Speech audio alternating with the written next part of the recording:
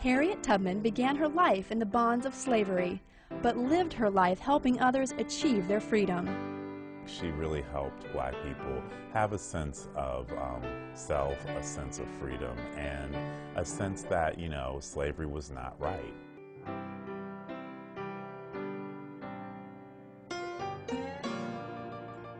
Araminta Harriet Ross was born into slavery around 1820 in Dorchester County, Maryland.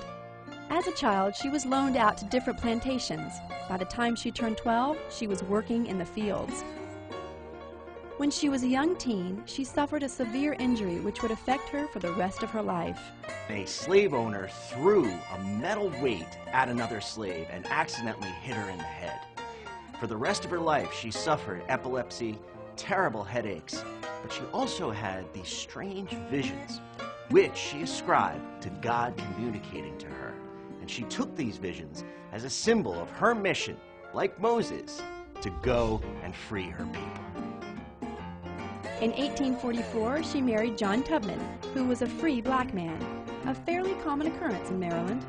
Harriet was determined to escape her life of slavery, and in 1849, she finally did it. She risked her life by making her way from Maryland to Philadelphia. She followed the North Star and used the so-called Underground Railroad to make it to freedom.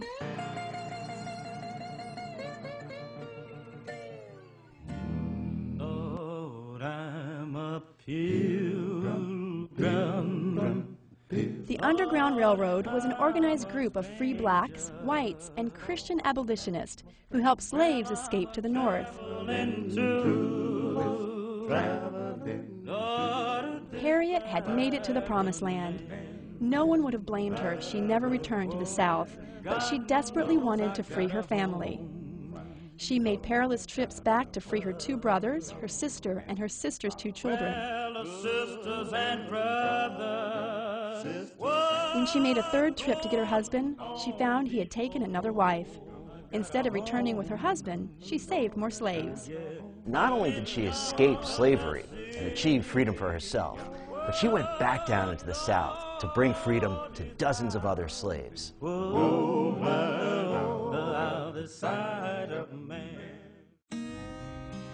Harriet was clever as she was brave, figuring out countless tricks to bring many slaves to freedom over the next several years. The fact that she developed these paths and trails that took people through the country, and they traveled at night, and they used quilts to have secret codes and know the paths, and then to bring people north across the Mason-Dixon line into Ohio to find freedom. So she was a pioneer, and I think a very, very strong woman. Her legendary status as an Underground Railroad conductor earned her the nickname Moses. Well, I think Harriet Tubman's name, Moses, you know, comes from Moses from the Bible, leading people to freedom. And it's a very, very proper name, I think, for her, and one that she definitely lived up to.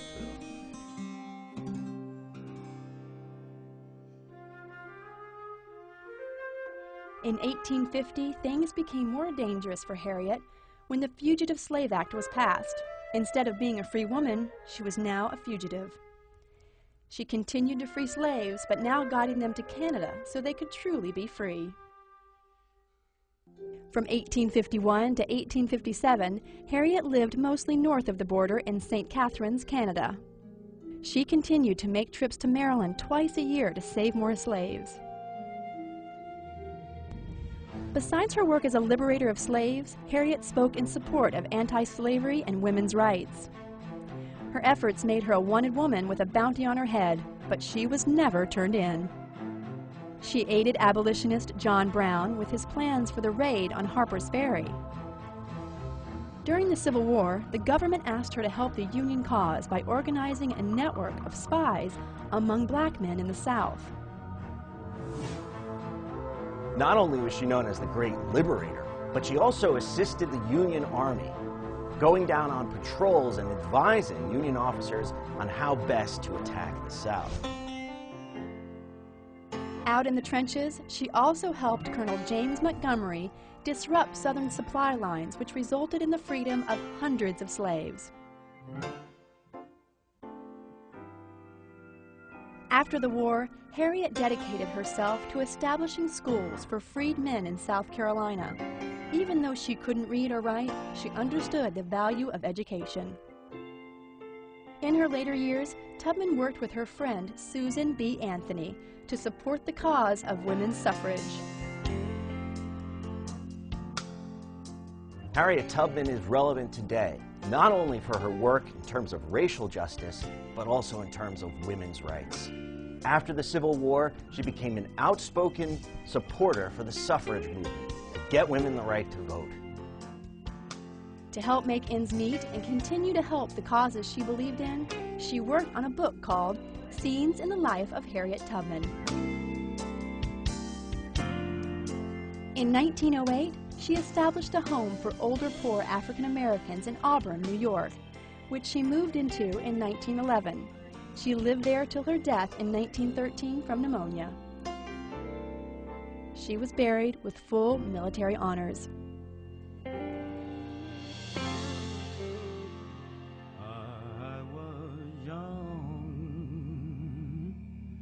But I remember.